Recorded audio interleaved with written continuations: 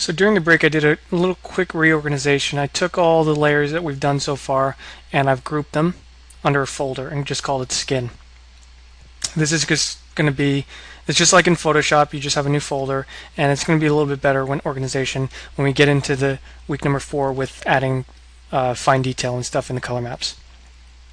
But here's the maps as it stands, and I just want to do a couple extra things just to bring this to the point that I'm happy with, and then we will be done for the week, and I'll have you guys go forth and use some of these techniques on your characters to achieve the color variation that we need to get based off of the concepts that you guys have chosen.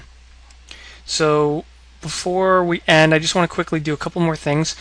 I'm going to add another adjustment layer and levels here, and I'm just going to knock this up a bit because during my development it was kind of going a bit too dark, and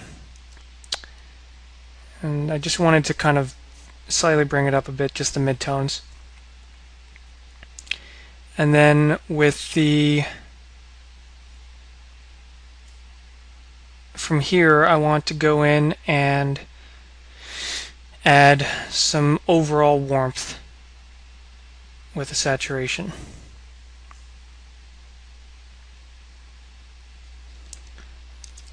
Just saturate all of this up just slightly,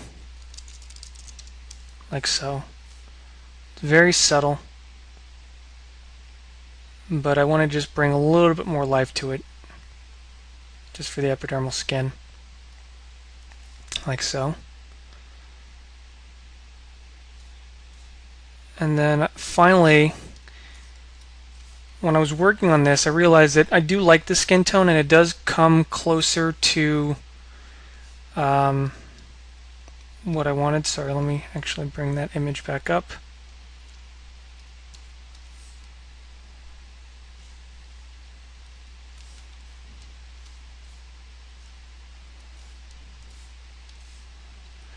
It does come closer to this. However, I think for my purposes, I want to go more the Drow Elf. I want to go real Drow Elf and go for a darker skin. And this is just a bit too light for me. So I ended up just taking this and taking levels and just bringing the whole thing down, like so. It's really drastic, but I wanted to get that real dark tone, almost black, but not really, for the skin, because I wanted to go for that real Drow Elf feel. But you can see how all this color variation is playing really nicely within itself, and we're not getting anything that feels too much like ambient occlusion. Inside the nose, yes, but that's on purpose so we can darken in those nostrils for rendering and lighting. And it is a bit dark behind the ears still, but I'm not too worried about that. For right now, I'm really happy with all this really great color variation that we're getting over the face. And this is going to set us up really nicely when we start adding in the finer details of color variation in week 4.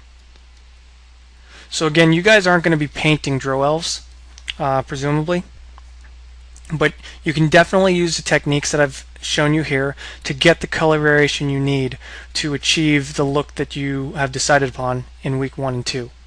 And as you can see, everything is completely non-destructive.